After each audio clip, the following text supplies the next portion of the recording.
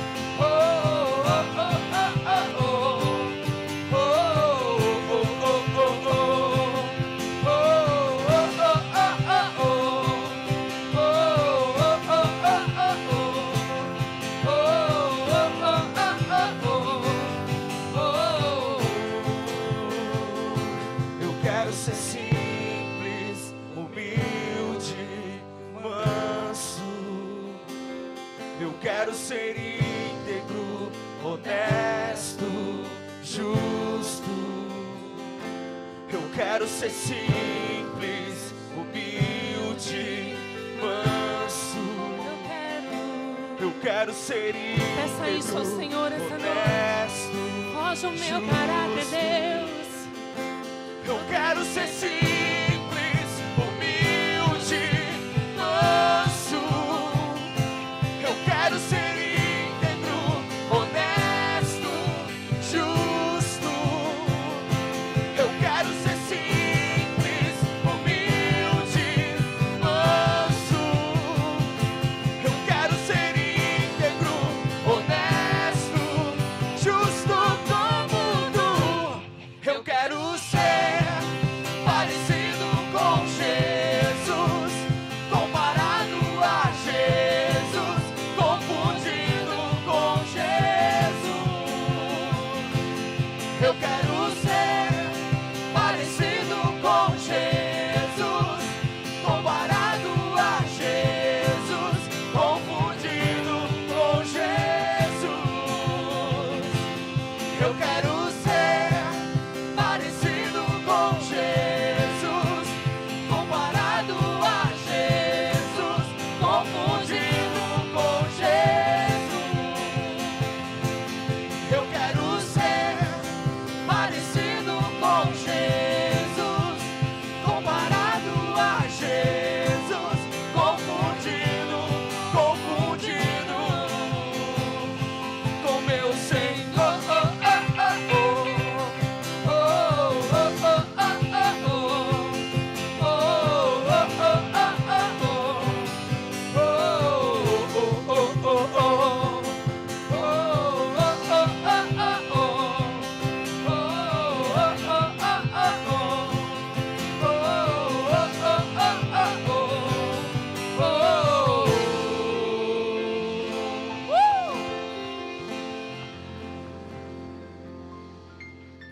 Aplauda mais forte o nome do Senhor. Aleluia. Glória a Deus. Aproveite que você está em pé, dê a mão a essa pessoa que está ao seu lado. Vamos orar pelas famílias. Glória a Deus. Aleluia. Nossa família é bendita no Senhor, amém? Sua família é bendita nele. Glória a Deus. Nós vamos orar pela nossa família. Talvez você olhe para a sua família e pense: puxa, minha família não está muito bem não, está desestruturada. Mas escute, Deus quer estruturar a tua família. Deus quer abençoar você e a sua casa. E há uma promessa de que você e a sua casa vão servir ao Senhor. Em nome de Jesus, vamos orar. Pai, nesta noite de tanta alegria, Senhor, nessa noite, Deus, onde nós nos reunimos aqui para adorar ao Senhor, para buscar a tua face, nós queremos agora orar pelas nossas famílias. Pai, eu sempre digo isso, que família nasceu no coração do Senhor. Pai, tudo que o Senhor faz, tudo que o Senhor idealiza, nunca é, Deus, para ter um final, nunca é, Senhor, para acabar, mas é para ter continuidade, Senhor. É para, Senhor, realmente atingir a meta, atingir o alvo que o Senhor determinou. Então, nossa família é bendita, Senhor. Nós cremos nisso. Quero orar, Deus, por cada casamento aqui esta noite. Pai, em nome de Jesus, olha para cada um dos teus filhos e das tuas filhas. Olha para os casamentos, Deus, aonde talvez o amor esteja, Senhor, tão fraco, Senhor. Meu Deus, em nome de Jesus, fortalece o amor entre os casais. Oramos pelos filhos, colocamos os nossos filhos diante do Senhor. Pai, em nome de Jesus, que os nossos filhos tenham seus corações totalmente rendidos ao Senhor. Pai, que as nossas crianças tenham o coração totalmente rendido ao Senhor. Nós te pedimos isso em nome de Jesus. Pai, nós te pedimos que a prostituição nem se nomeie na nossa casa, Pai. Senhor, que as drogas, Deus, o sexo ilícito passe longe da nossa casa e dos nossos filhos, Pai. Guarda-os por onde eles forem, Pai. Nós oramos por aqueles agora, Senhor, que estão nas drogas, na prostituição, que não tem força para sair desse lugar. Pai, alcança, Senhor, os teus filhos, alcança, Senhor, a nossa família, em nome de Jesus, Pai, que nós possamos, Senhor, realmente, Deus, encontrar a nossa família inteira rendida ao Senhor. Pai, nós consagramos ao Senhor. Pai, entra com saúde na nossa casa, que cada lar aqui experimente a saúde do Senhor. Nós pedimos isso em nome de Jesus, Pai, que nós possamos realmente, Senhor, viver o melhor do Senhor no meio da nossa família, em nome de Jesus, em nome de Jesus, amém, amém. Sua família é bendita no Senhor. Aplauda mesmo o nome do Senhor. Tua família é bendita no Senhor, aleluia. Se sente aí, querido, por um instante. Glória a Deus, aleluia. Queridos, eu louvo a Deus, porque o Senhor tem realmente nos dado tantas pessoas maravilhosas para caminhar conosco. E nós louvamos a Deus pela disposição do coração de cada um em ser um ofertante, um dizimista na casa do Senhor. E isso tem feito toda a diferença. Graças a Deus nós temos conseguido honrar com tudo aquilo que realmente nós temos proposto em fazer. Nós estamos realmente colocando tudo isso diante do Senhor, certo de que temos desafios também tão gigantes, né, vindo por aí, mas temos crido que aquele que começou a boa obra é fiel para completá-la, em nome de Jesus. Nós cremos nisso, acreditamos nisso. Hoje, quando eu estava lá tomando banho para vir para cá, orando por esse momento também dos dízimos e das ofertas, o Senhor colocou no meu coração uma palavra, de que, você sabia que a oferta, ela fala muito sobre o ofertante?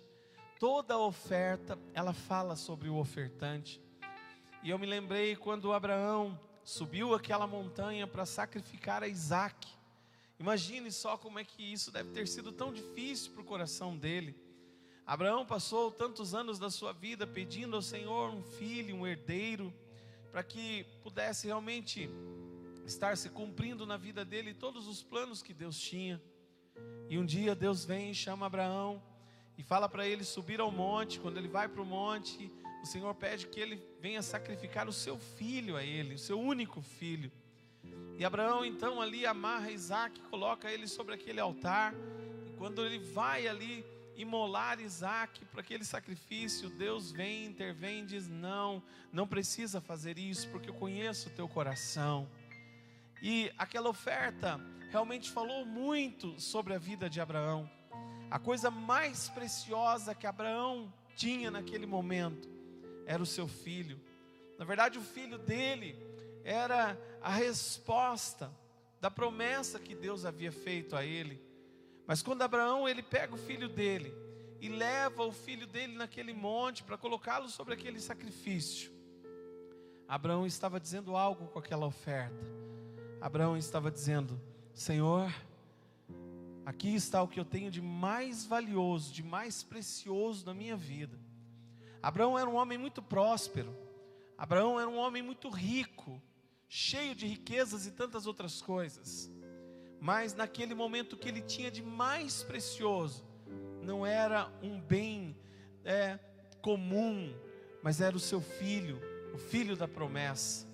E quando Abraão vai e coloca o filho dele naquele altar, ele estava dizendo com isso: Senhor, eis aqui o que eu tenho de mais precioso, mas eu quero declarar que se o Senhor me pediu isso que é mais precioso, eu vou te entregar, porque o Senhor é mais precioso do que tudo que eu tenho de mais precioso na minha vida. O Senhor está além de qualquer oferta, o Senhor está além da minha própria vida, e tudo que o Senhor me pedir, eu vou ofertar ao Senhor. Então aquela oferta fala muito sobre Abraão. Quando Abraão, nós podemos olhar para a vida de Abraão, nós vamos ver que aquela oferta que Abraão fez foi de tudo que ele tinha. Não foi do melhor, mas foi de tudo que ele tinha, porque tudo que ele tinha era o seu filho, e ele fez. Quando nós ofertamos ao Senhor, quando nós dizimamos ao Senhor, essa oferta fala ao nosso respeito. Essa oferta fala ao nosso respeito. Sabe por quê? Porque nós vamos entender quem nosso Deus é, através daquilo que eu faço para Ele também. Através daquilo que eu levo a Ele como honra, as pessoas vão saber quem Ele é na minha vida. Através daquilo que eu faço a Ele, através do quanto eu sirvo a Ele, através do quanto eu me dou a Ele, através da minha oferta, do meu dízimo. Às vezes as pessoas olham para nós e elas não entendem isso. Quantas pessoas dizem assim: mas é louco, é louca, nesse tempo de crise desse mundo, como é que você vai pegar seu dinheiro e vai dar na igreja? Mas as pessoas não entendem que não é a igreja, mas é um Deus que está sobre a minha vida, e que quando eu pego meu dízimo, minha oferta, eu estou honrando a Ele. Mas não é de qualquer forma que eu faço isso. Eu faço isso da melhor forma, porque a minha oferta fala ao meu respeito, a tua oferta fala ao teu respeito. E eu não estou falando essa noite de valores, mas eu estou falando essa noite do tamanho da honra que está embutida no teu dízimo e na tua oferta. Quando você faz isso, a tua oferta e o teu dízimo, a tua oferta ao Senhor fala ao teu respeito.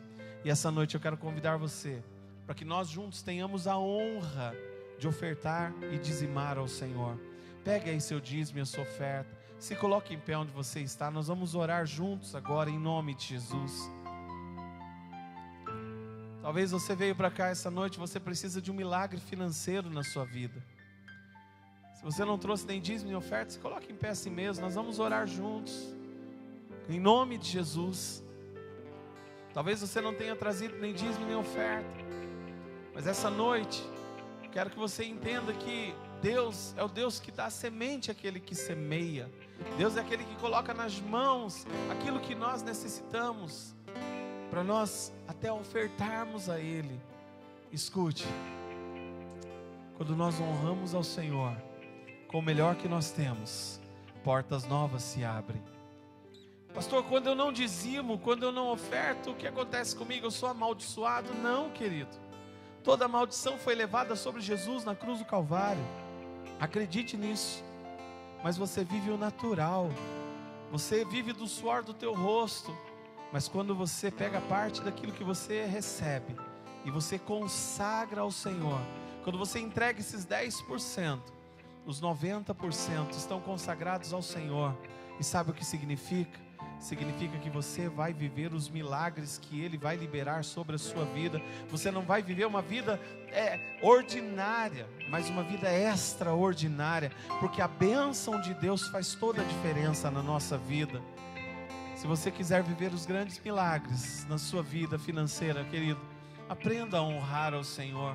E eu posso dizer isso porque eu tenho feito isso, e eu tenho visto os milagres do Senhor na minha vida e na minha casa, por causa disso. E você também vai viver, em nome de Jesus. Levante aí seu dízimo, seu envelope, sua mão.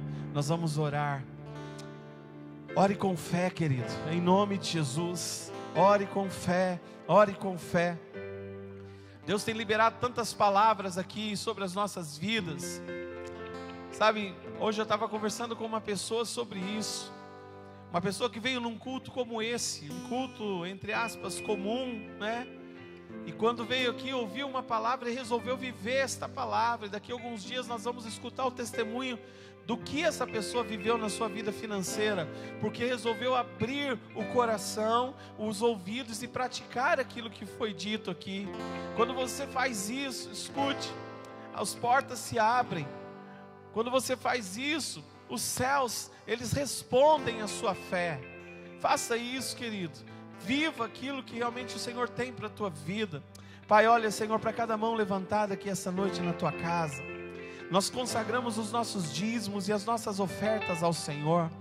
Pai, eu acredito na bênção que o Senhor tem, Deus, para derramar sobre cada um dos teus filhos e das tuas filhas. Senhor, eu acredito, Pai, que o Senhor não tem uma vida ordinária apenas para que as pessoas possam se levantar, ir trabalhar, voltar para casa e viver uma vida assim, Pai, para pagar somente as suas contas e viver dessa forma. Não, eu creio que o Senhor tem, Deus, portas tão tremendas para serem abertas. Eu creio, Deus, que o Senhor tem, Pai, negócios novos para liberar sobre os teus filhos. Eu sei, Deus, que os teus filhos, Deus, podem sair de toda a confusão financeira, Pai, para viver o sobrenatural do Senhor, em nome de Jesus. Você que está aqui essa noite, tem uma palavra de Deus para você. Você tem andado enrolado financeiramente. Sua empresa tem andado enrolada financeiramente. Você tem tomado emprestado, como que vendendo o almoço para comprar a janta. E o Senhor está dizendo essa noite que Ele não quer mais que você viva dessa forma. Há de ser aberta sobre a tua vida uma janela que vai vir sobre a tua vida uma abastança tão grande. Se você entender o propósito de Deus na tua vida, Deus não quer mais que você fique dessa forma. Mas o Senhor te diz essa noite que você precisa honrar ao Senhor. Você precisa aprender a honrar ao Senhor. E quando você aprender a honrar ao Senhor, as primeiras sementes que você plantar, elas vão frutificar sobre a tua vida. Elas vão trazer tantos frutos para você, que você vai sair desse ciclo de emprestar, pagar. Você não vai mais viver dessa forma. Mas o Senhor te diz essa noite, saia disso. Aprenda a honrar a casa do Senhor. Aprenda a honrar ao teu Deus, ao Senhor da sua vida. Faça isso como um princípio. E você vai ver que você vai sair desse ciclo. Você vai ver que no meio da tua dificuldade, teu Deus vai levantar a mão sobre você, vai abrir as portas que você precisa. E as pessoas vão olhar para você e vão dizer, mas ele, mas ela, não era aquele que vivia todo enrolado, que estava todo complicado, o que aconteceu? E eles vão ter que reconhecer que a mão do Jeová Jireh, do Deus provedor, veio sobre você e abundou você de forma tão tremenda, que hoje você tem para dar, você tem para abençoar, você tem para a tua casa, você não tem só para pagar contas, mas você tem para abençoar.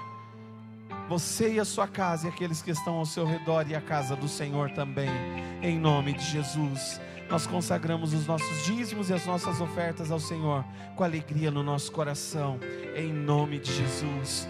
Oferte, dizime com alegria ao Senhor, em nome de Jesus.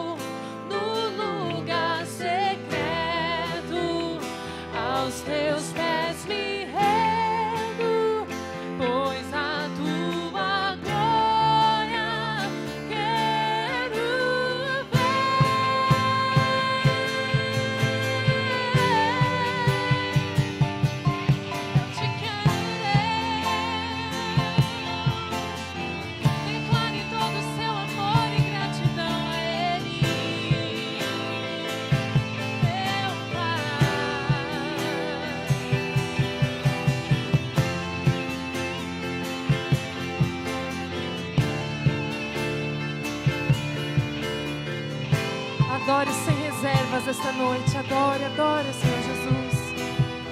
Meu Pai, Pai, eu amo Sua presença. Sim, Teu sorriso é vida em mim. Eu seguro em Suas mãos. Eu confio em Ti. Confio em Ti.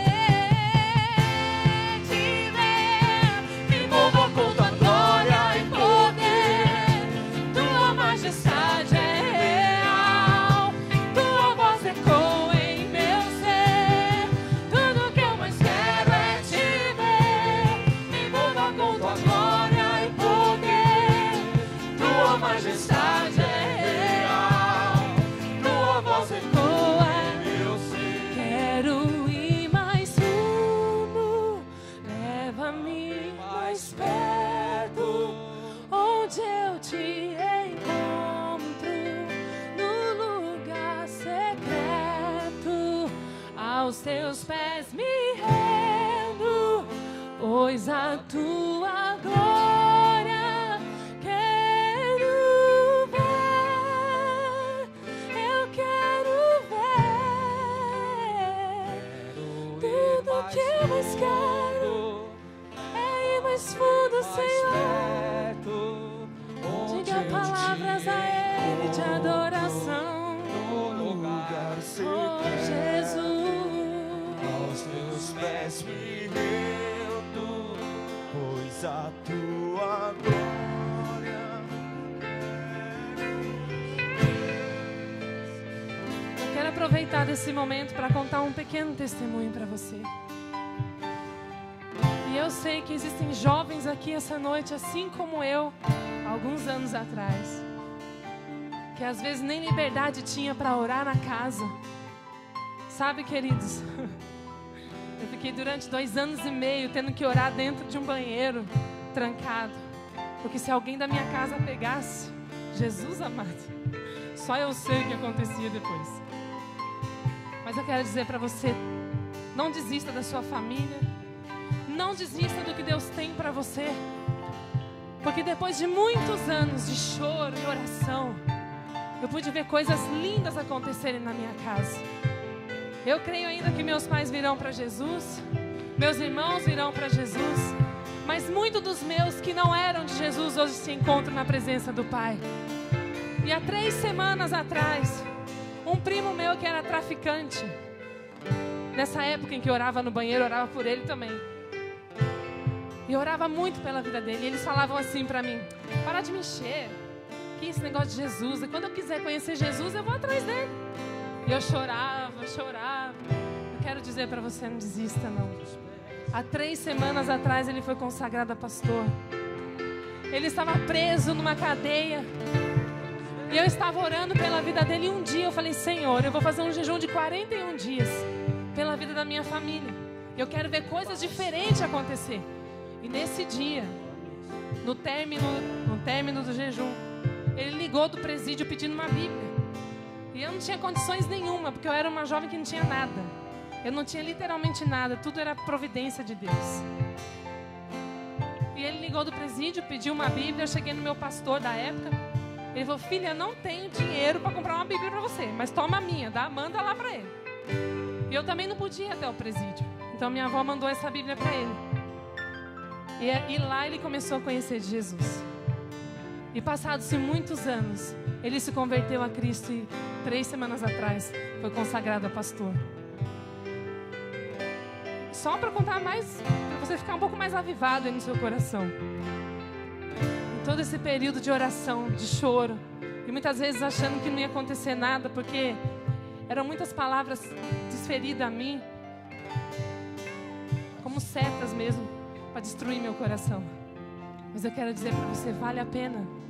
Não desista de orar, não desista de clamar ao Senhor, não desista de jejuar, de clamar, porque milagres acontecem. Eu vou te dizer, eu era a única convertida da minha família, me converti com 14 anos de idade, e eu tive que orar pela minha família inteira. E aos poucos eu fui vendo uma tia, daqui a pouco eu fui vendo um primo, e quando eu me dei por conta, até pessoas que eu jamais imaginaria queriam se encontrar com Jesus, já tiveram o seu encontro com Ele. Então eu quero dizer para você, não desista. Continue no seu lugar secreto, chorando, orando, adorando, clamando pela sua família, porque Deus vai fazer um milagre. Deus vai fazer algo acontecer. Não desista, não desista, não desista, não desista. Assim diz o Senhor para a sua vida. Aleluia! Quero ir mais fundo, leva-me mais perto, onde eu te encontro, no lugar secreto, aos teus pés me rendo, pois a tua glória quero ver.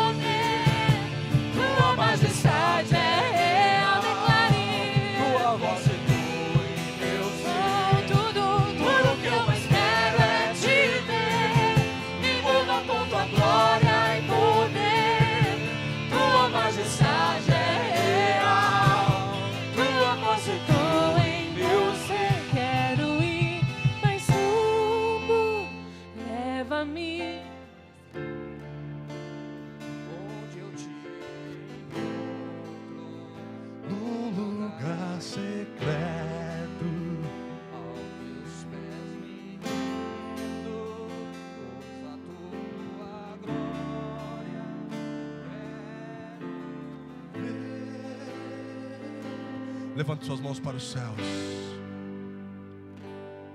Tudo que eu mais quero é te ver. Tua majestade tua voz ecoa em meu. Tudo que eu mais quero é te ver. Vem nos envolver nessa noite, Senhor. Será que você pode erguer a sua voz e dizer mais alto? Tudo que eu mais quero é te ver. Queremos ser envolvidos pelo Senhor. A tua majestade, ela é real. Ecoa, ecoa. Tudo que eu mais quero é te ver. Se esse é o desejo do seu coração, coloque isso pra fora. Ei! Tua majestade é real. Sim, Deus. Tua voz ecoa. Nós não vamos parar. Tudo que eu mais quero é te ver. Me envolva com tua glória e poder. A tua majestade é real. Tua voz ecoa em meu ser. Tudo que eu mais quero é te ver. Me envolva com tua glória e poder. Vem com a tua glória sobre esse lugar. Vem com a tua glória sobre nós. Vem com a tua glória sobre nós, Senhor. Mais uma vez. Tudo que eu mais quero é te ver. Me envolva com tua glória e poder. Tua majestade é real. Tua voz ecoa em meu ser.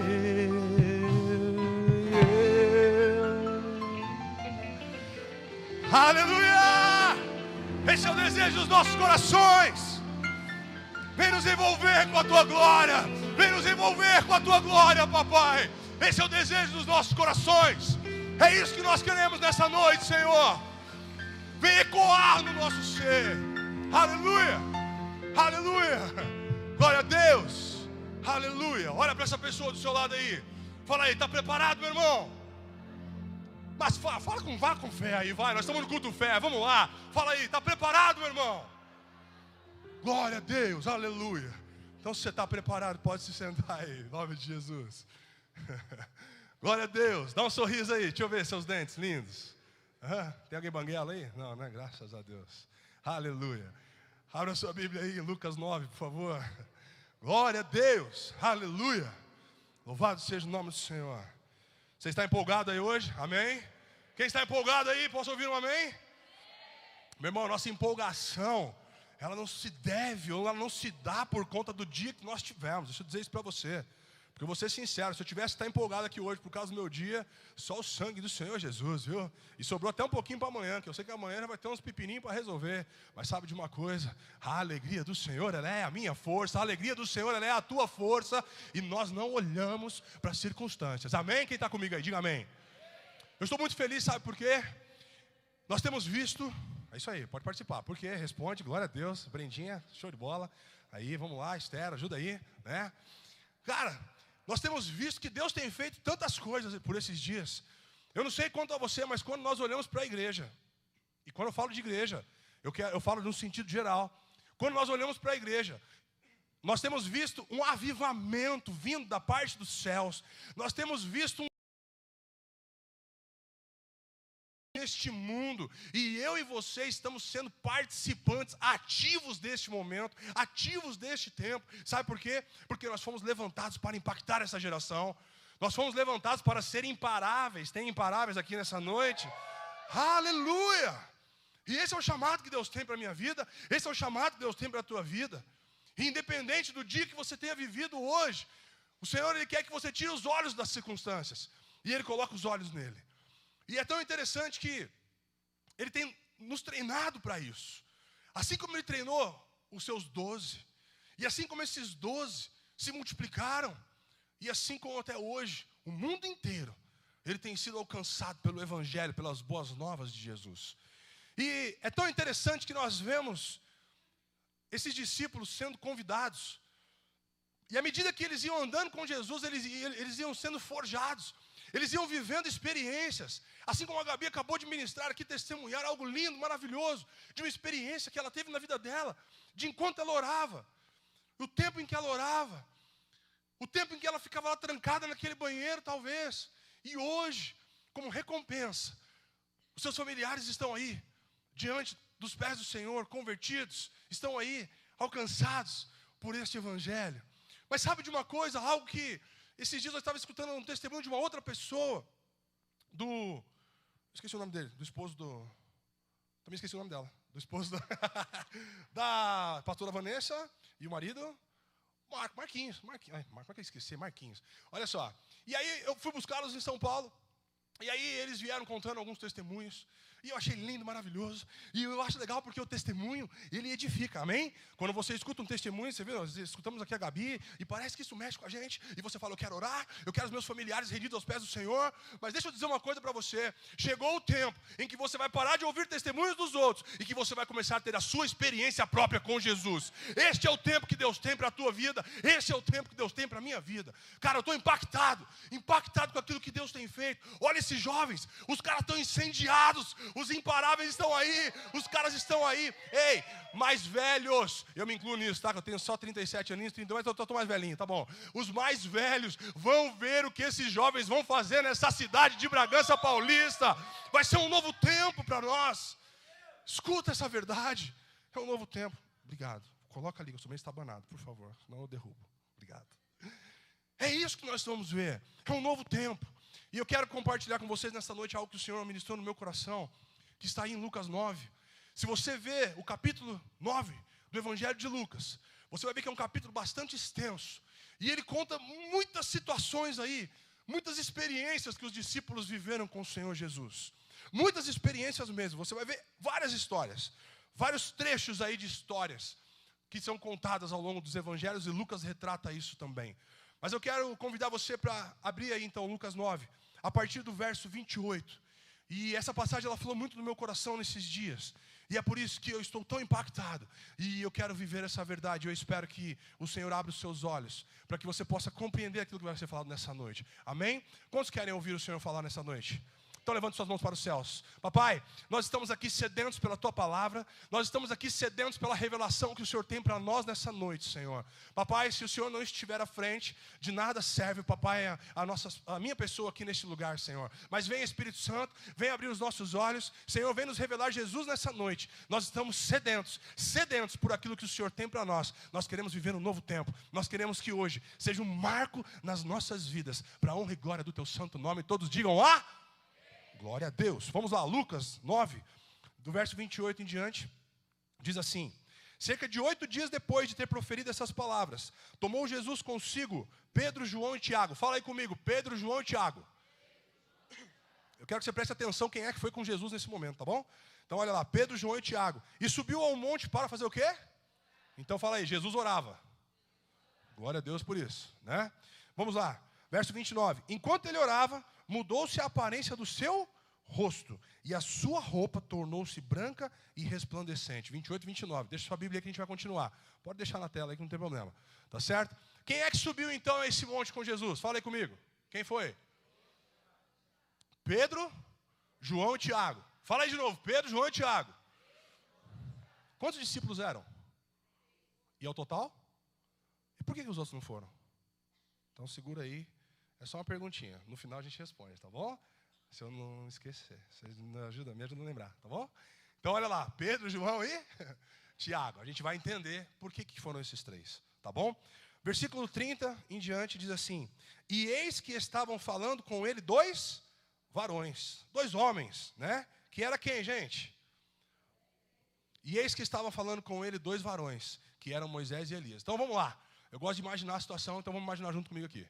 Olha só, Jesus, ele sobe para o monte para orar, e ele convida com ele, então, Pedro, João e Tiago.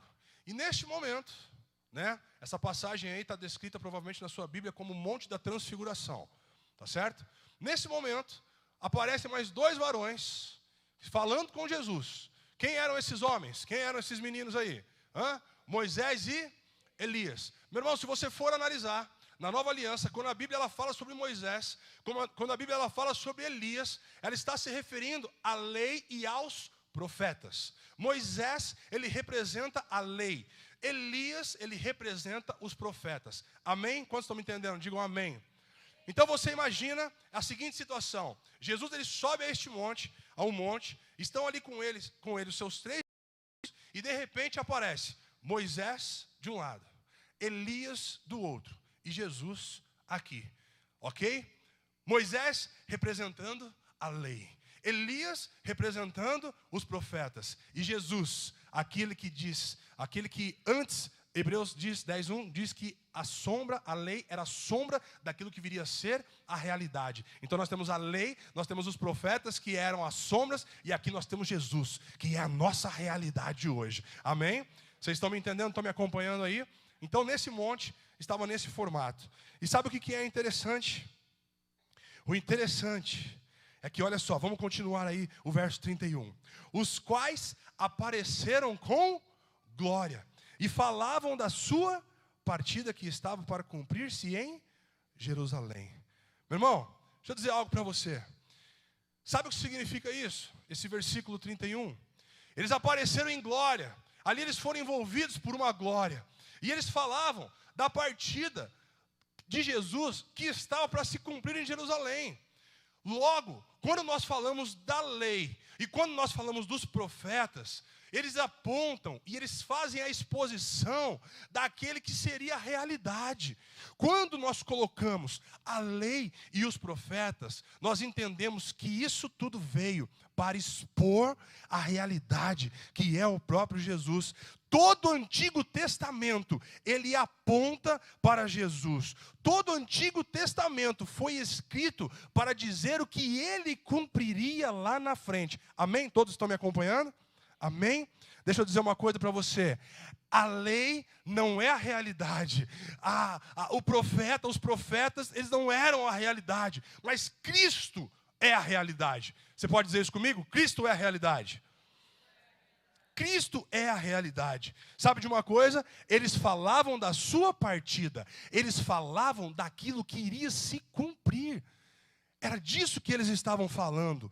Logo, tudo aquilo que estava ali acontecendo naquele momento era para apontar um novo tempo que havia de vir. Era para trazer uma informação. Era para ensinar algo para aqueles 3 que estavam ali. Lembre-se que tudo isso estava acontecendo na presença de quem? Pedro, João e Tiago. Olha só, deixa eu dizer uma coisa para você. Você não foi chamado, meu irmão, para ser como Moisés. Você não foi chamado para ser como Elias, mas você foi chamado para ser como Jesus. Nós precisamos compreender que algo estava sendo ensinado naquele monte. Nós precisamos compreender que alguma coisa estava sendo retratada, precisava ser ensinado. Eles precisavam aprender algo novo naquele tempo, naquele momento, naquele lugar. Eles precisavam entender que Moisés já havia passado, que Elias já havia passado, mas que algo novo estava por vir. Amém? Amém? Olha para essa pessoa do seu lado então. Dá um sorriso para ela. Bem bonito. Agora fala assim: você não foi chamado para abrir o mar vermelho. Não, mas fala com mais convicção aí. Fala: você não foi chamado para abrir o mar vermelho. Você foi chamado para andar sobre as águas. Ei, você entendeu isso daí? Meu irmão, deixa eu te dizer uma coisa para você. Moisés abriu o mar vermelho, isso foi uma verdade. Amém? Mas você não foi chamado para abrir o mar vermelho. Você foi chamado para andar sobre as águas. É um novo tempo. É uma realidade. Vocês estão aí? É um novo tempo. Essa é a realidade para as nossas vidas. E ali eles estavam tendo esse aprendizado. Glória a Deus. Fala aí, eu não sou como Moisés. Eu não sou como Elias. Eu sou como Ele é. Eu sou como Jesus. Aleluia. Verso 32 e 33. Ora, Pedro e os que estavam com ele se haviam deixado vencer pelo sono. Despertando, porém, viram a sua glória e os 2 varões que estavam com ele. E quando estes se apartavam dele, disse Pedro a Jesus: mestre, bom é estarmos nós aqui.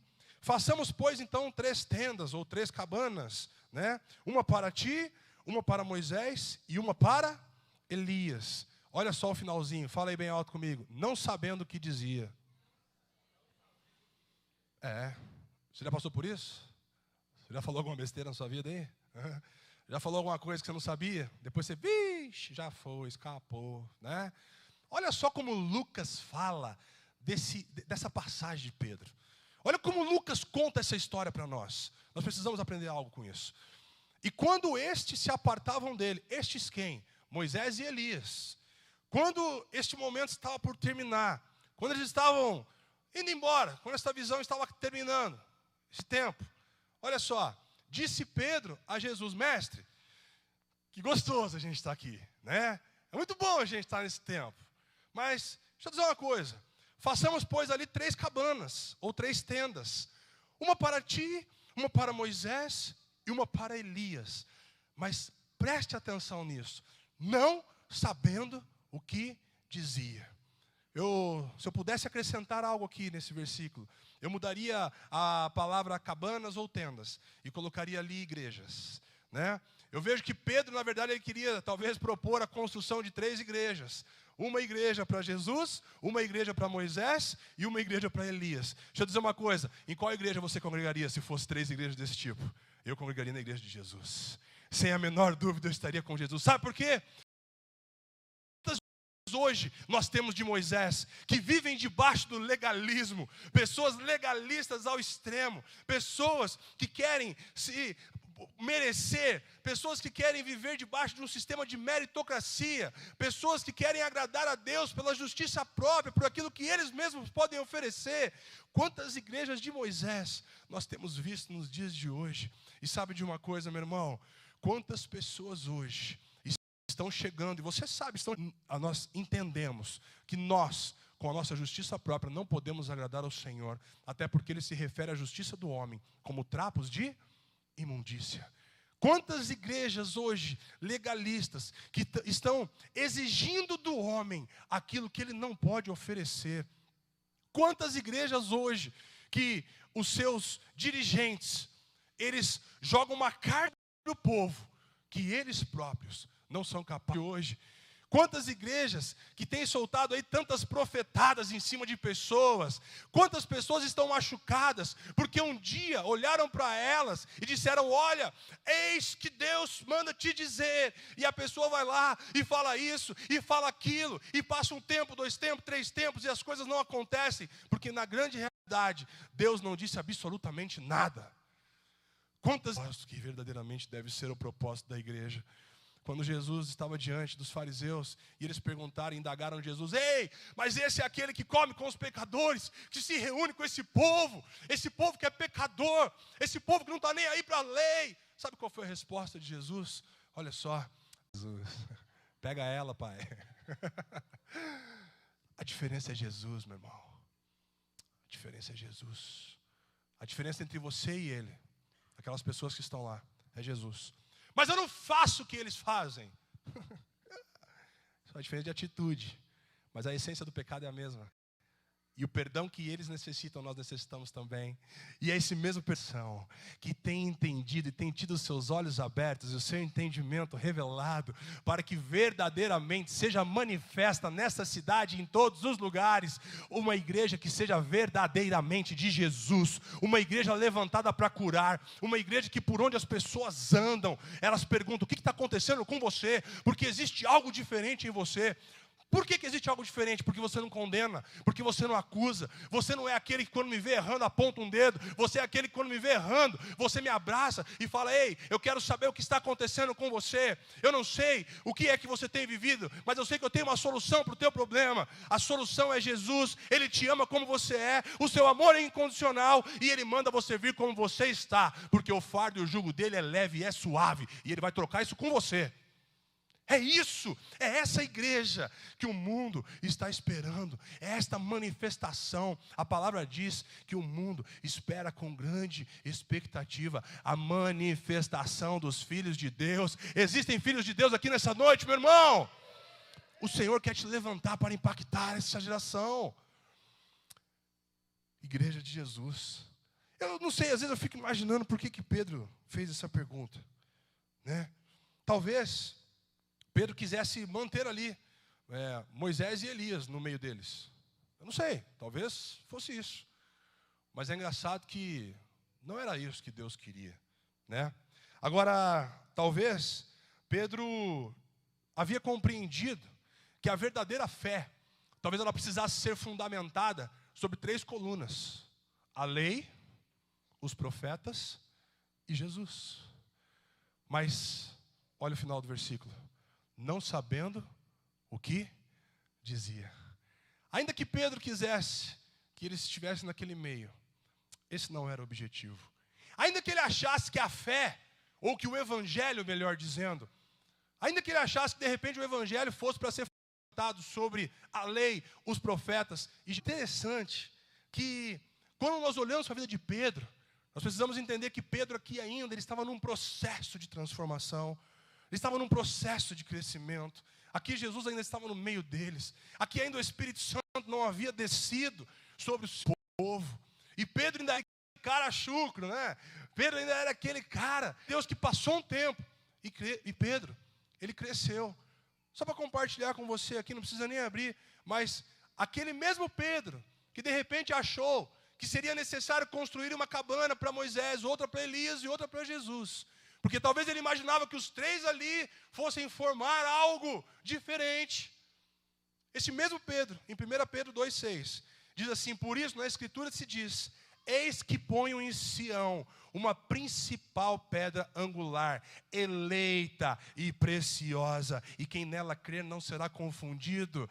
Pedro cresceu, Pedro se desenvolveu, Pedro foi transformado, e ele entendeu que só existe uma única pedra principal, e o nome dele é Jesus. Só existe uma única pedra principal. Não existe uma outra pedra, ou não existe a pedra da lei, ou não existe a pedra do profeta. Não, Jesus é a pedra angular, Jesus é a pedra principal. E Pedro cresceu, se desenvolveu, entendeu essa verdade. Sabe por que muitos estão machucados hoje? Sabe por que muitas pessoas hoje estão se machucando com a religião? Porque estão olhando para a religião, estão olhando para várias pedrinhas. Mas o chamado hoje, meu irmão, é para nós olharmos para a pedra principal. O chamado hoje é para você olhar para Jesus. Tire os olhos das circunstâncias, tire os olhos das pessoas que têm rodeado a tua vida, mas comece a olhar para Ele. Pedro cresceu, amém? Vamos continuar aqui então. Versículo 34. E é interessante que, enquanto Pedro falava, eu achei tremendo isso. Verso 34. Enquanto ele ainda falava, veio na nuvem, e da nuvem saiu uma voz que dizia: este é o meu filho, o meu eleito, a ele vi. Meu irmão, o versículo 33, ele finaliza dizendo: olha, Pedro não sabia o que dizia. Eu fico imaginando, está falando besteira, abafa o caso, bum, desce a nuvem sobre eles, né? E aí a Bíblia diz que nessa nuvem, ela desceu, e quando ela saiu, somente quem estava ali? Somente o Senhor Jesus. E sabe o que é interessante? Aí, eis que vem uma voz do céu e diz: este é o meu filho, esse é o eleito. Ei, é como se, eu imagino que a voz pudesse continuar, sabe? E de repente fala assim: Pedro, este não é o filho, Moisés não é o filho, Elias não é o filho, Jesus é o filho, ele é o eleito, a ele ouvi, somente a ele ouvi. É isso que essa voz dizia naquele momento. Sabe qual é o problema de hoje em dia, meu irmão? Nós temos dado ouvido para muitas vozes. Muitas vozes. E quando você dá ouvido para muitas vozes, você acaba ficando perdido. Quando você dá ouvido para muitas vozes, você acaba ficando sem direção. Quando já participaram aí, nós já brincamos aí no nosso GCs, né? Às vezes as pessoas fazem aquela dinâmica em que a pessoa precisa chegar de um ponto até outro de olhos vendados, né? Quem já participou aí? Me ajuda aí, né? E aí fica todo mundo falando, gritando, um monte de coisa. E a pessoa precisa escutar a voz de uma única outra pessoa. É ou não é verdade? Hã? Aí depois a gente pergunta para essa pessoa: foi difícil? Foi difícil. Mas no momento em que ela consegue identificar a voz que ela precisa ouvir, no momento em que ela consegue se desligar de todo aquele barulho, todas aquelas vozes, e ela consegue olhar e ouvir somente a voz de comando daquela pessoa. É impressionante que ela vai e ela cumpre o seu trajeto, ela cumpre o seu objetivo, ela cumpre o propósito para o qual ela foi chamada. Ei, este é o meu filho, este é o eleito, somente a ele ouvi. Essa foi a voz que veio dos céus, somente a ele ouvi. Diz aí comigo, somente a Jesus eu preciso ouvir. Meu irmão, eles não estão aqui para permanecer aqui. Sendo? Pedro, antigamente, Deus falava aos pais através dos profetas, mas nesses dias Ele fala através do Filho. Você pode repetir isso comigo? Deus fala através do Filho. Somente dele. E de mais ninguém. Somente dele. O Evangelho é sobre Jesus. O Evangelho, ele é cristocêntrico. Eu sei, estou repetindo, já falei isso aqui. Estou falando de novo. Não hoje, mas estou falando de novo. O Evangelho é sobre Jesus. Somente sobre Jesus. E de repente, o que é que eles precisavam aprender? Né? O que é que eu e você precisamos tirar de lição dessa história? Nós tínhamos ali, diante desse episódio, Pedro, João e Tiago. E é interessante que nesse momento apareceu Moisés, que representava a lei, Elias, que representava os profetas, e Jesus, que é a realidade de todas as coisas, aquele que viria. E o que Jesus então queria mostrar para Pedro, João e Tiago? Que ele é suficiente, que um novo tempo estava para ser inaugurado, que era o tempo do reino dos céus, o reino de Deus, e que ele era o Filho enviado. Até então, eles viviam debaixo dessas palavras, eles viviam debaixo da lei, sim, e é verdade. Eles viviam debaixo daquilo que os profetas viam e falavam de homens, grandes homens usados por Deus. E esse tempo foi muito bom, acreditem, a Bíblia diz que a lei é boa, porque a lei ela retrata do padrão moral de Deus. Então a lei ela é boa sim, os profetas foram bons sim, mas era um novo tempo, era um tempo de crescer, era um tempo de amadurecer, era um tempo de caminhar debaixo de uma nova palavra. E aí de repente, nós sabemos que a Bíblia, ela não traz detalhes por acaso. Nós sabemos que a Bíblia, ela inclusive traz alguns detalhes, que nós precisamos interpretar isso com mais cuidado. Quem é que estava nesse momento com Jesus? Era Pedro, João e Tiago. Queridos, existiam mais 9 discípulos ali, escolhidos a dedo pelo Senhor. Mas é interessante que se você parar para analisar, você vai ver que Pedro, João e Tiago, parece que eles faziam parte de um círculo talvez um pouco mais íntimo do Senhor Jesus. Né? Parece que nos maiores acontecimentos ali, os 3 estavam mais pertinho. Né? Não que eles fossem mais amados ou menos amados, mas talvez porque eles entenderam o quanto eles eram amados. Né? E eles estavam sempre ali com o Senhor Jesus. Nós vemos aí Pedro, depois que ele, que desceu o Espírito Santo, ele foi verdadeiramente transformado. Nós vemos Pedro aí sendo um grande homem, um pregador, convertendo multidões. Nós vemos aí João, um cara que entendeu na sua plenitude o amor ágape de Deus, aquele que nos ensina e nos revela através do seu evangelho e das suas epístolas, acerca do amor, acerca da essência do Pai. E Tiago foi o primeiro discípulo, cara, que morreu pela sua fé.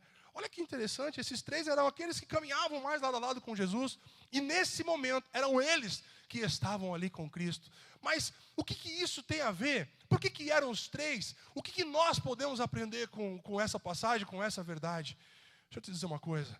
Você sabe que os nomes na Bíblia, eles têm significados, amém? Quem sabe disso? Amém? Levanta sua mão aí se você sabe disso. Os nomes têm significados, amém? Pedro significa o quê, meu irmão?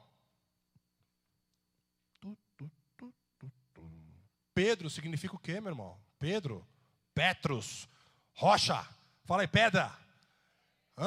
Pedro significa pedra. Aonde a lei foi escrita?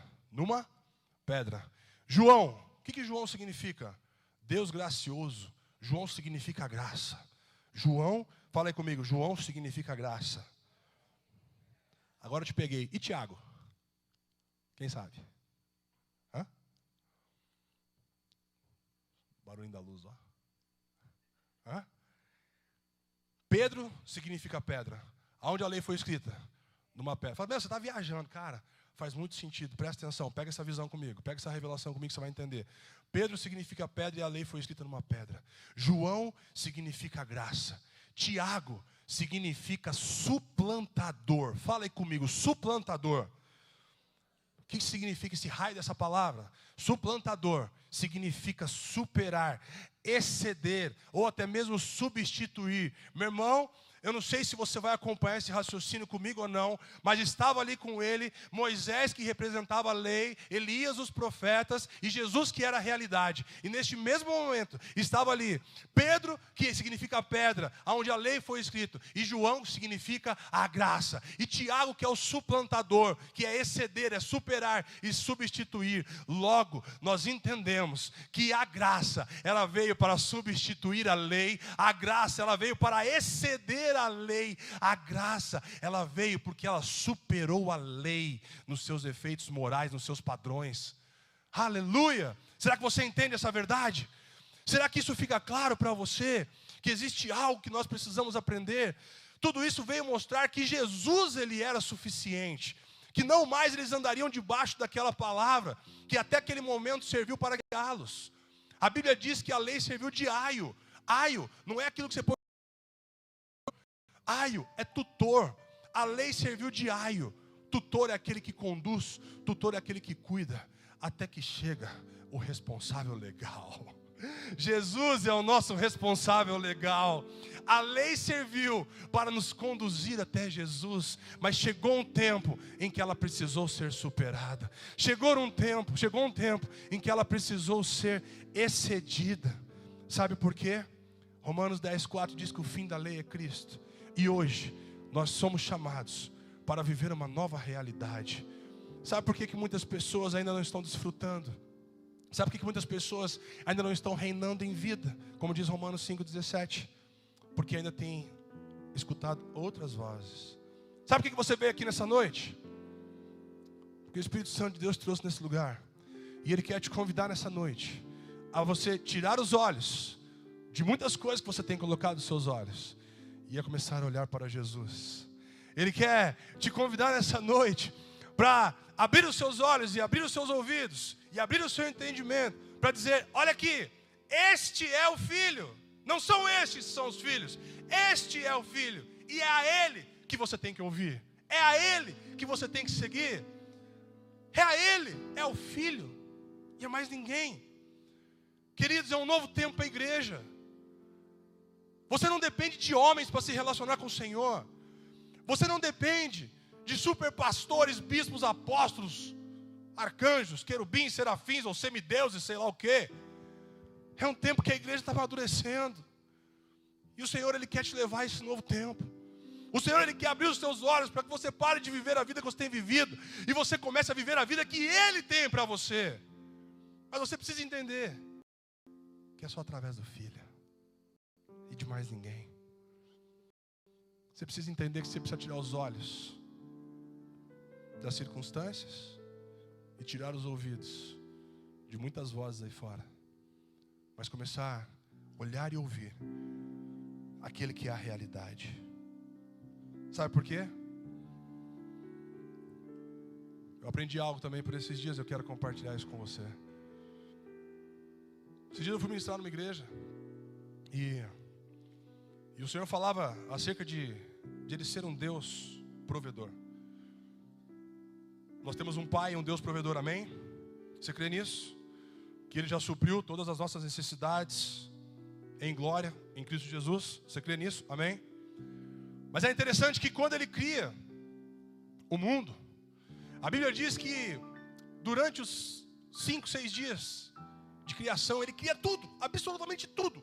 Tudo.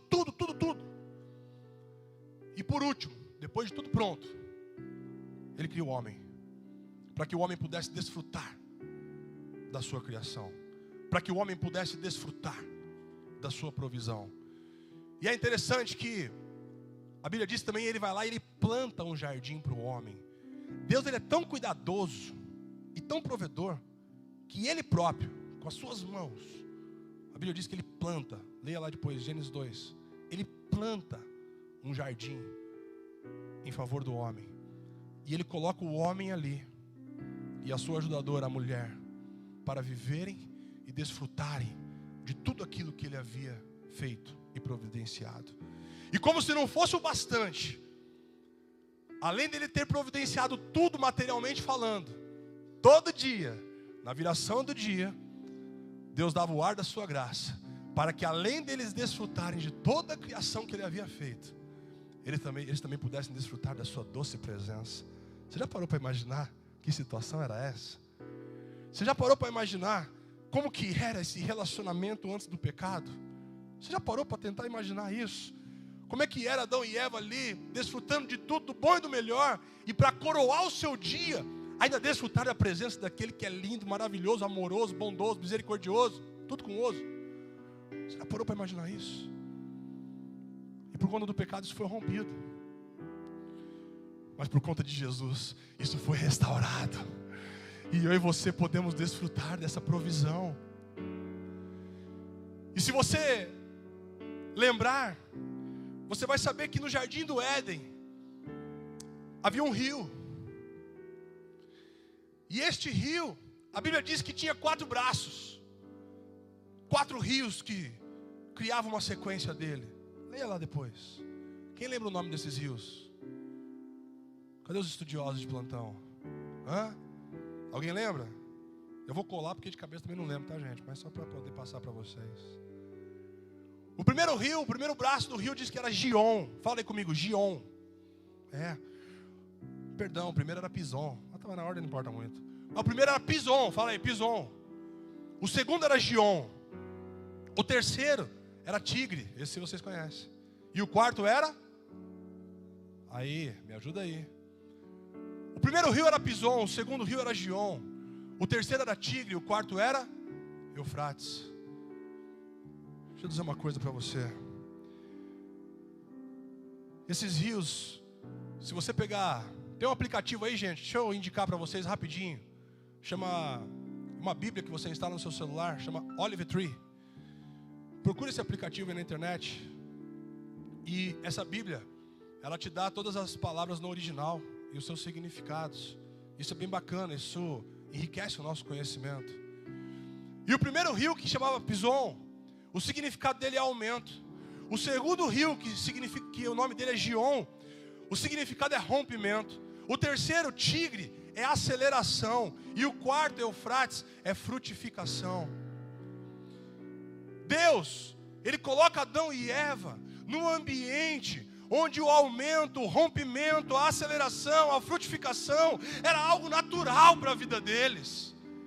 Era nesse lugar que eles estavam, onde a provisão era completa, onde tudo que eles necessitavam era provido. Ele coloca Adão e Eva num lugar onde fluía um rio. Meu irmão, deixa eu dizer uma coisa para você. Hoje Jesus é o nosso Éden. Jesus é o nosso Éden. Hoje Jesus foi colocado em nós. E Ele disse o que? João 7,38. Quem crê em mim, como diz as Escrituras, do seu interior correrão rios de água viva. Sabe o que significa isso, meu irmão? Aquilo que você precisa para frutificar, aquilo que você precisa para aumentar, para romper, para acelerar, hoje está dentro de você, porque rios correrão de dentro de você, rios de água viva. Eles estavam no ambiente de provisão. Hoje o ambiente de provisão está em nós. Tudo que você precisa para frutificar, para acelerar, para romper, está dentro de você. Mas tem que ser através dEle, somente dEle, somente do nome dEle, somente do Filho e de ninguém mais. O Senhor te trouxe aqui nessa noite para que você tire os olhos de tudo ao seu redor e para que você direcione os seus olhos somente para Ele e para mais ninguém. Nenhum homem será capaz de suprir o vazio que existe dentro do seu coração. Nenhuma ação, nada que você fizer neste mundo lá fora, será capaz de suprir o vazio que existe dentro do seu coração. Nenhum bem material, nenhum dinheiro será capaz de suprir o vazio que existe dentro do seu coração. Dinheiro não traz felicidade, ele traz momentos felizes sim. E se estiver sobrando, pode me arrombar, que eu estou querendo dinheiro. Mas deixa eu dizer uma coisa para você: a verdadeira felicidade, quem vai trazer para o teu coração é Jesus, é o Filho, a Ele ouvir e a mais ninguém. É por isso que nós temos muitas vezes andado cabisbaixo, porque a gente não tem ouvido a Ele. Mas eu louvo a Deus porque o Senhor te trouxe aqui nessa noite, o Senhor me trouxe aqui nessa noite. Posso te dizer uma coisa, meu irmão? Antes dessa palavra ser para você, nessa noite, em especial, ela está sendo para mim. Creia você ou não, mas essa palavra nessa noite está sendo para a minha vida. E eu queria tanto a ação que o Senhor está trazendo no meu espírito. Você está, por favor? Hoje eu quero encerrar de uma maneira um pouquinho diferente. Fica aí com os teus olhos fechados. Fica aí com os teus olhos fechados por um tempo. E comece a refletir sobre isso que foi ministrado nessa noite. E comece a se apresentar diante dele. E apresentar a sua vida, os seus familiares e as suas circunstâncias diante do Senhor. E fala: Senhor, me habilita a parar de olhar para tudo isso. E começa a me ajudar a olhar para o Senhor. Aquilo que você precisa para frutificar, para aumentar, para romper, hoje já está dentro de você. O Espírito Santo de Deus, Ele habita dentro de você. Você é templo e morada do Espírito Santo de Deus. Para de olhar para outras coisas. Para de ouvir vozes que só tem te levado para o buraco. Para com isso. Mas comece a ouvir o Espírito Santo, aquilo que Ele diz a teu respeito. Você só vai conseguir incendiar outras pessoas se você estiver incendiado primeiro, meu irmão. Mas deixa eu dizer uma coisa: a Bíblia diz que nosso Deus, Ele é fogo consumidor. E o próprio fogo habita dentro de você hoje. Esse fogo não vai se apagar nunca. Esse fogo não se apaga. Esse fogo não se apaga. Talvez você se olhe no espelho nessa noite e você fala: mas a chama está pequenininha, a chama está quase se apagando. Mas Ele não apaga o pavio que fumega. A Bíblia diz que Ele não apaga. Jesus, Ele não veio para apagar, mas Ele veio para reacender. Ele é o próprio fogo. E Ele quer fazer isso fluir de dentro de você.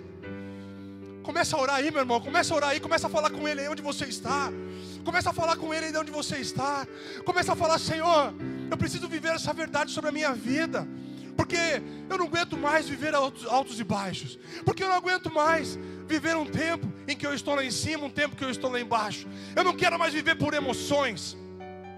Eu não quero ser levado por uma igreja legalista. Eu não quero ser levado por uma igreja que somente vive de profecias baseadas nas emoções. Eu não estou dizendo que isso seja ruim. Nós cremos em profecias sim. Mas nós precisamos ser movidos por uma igreja que seja verdadeiramente de Jesus. Tira os olhos daquilo que tem te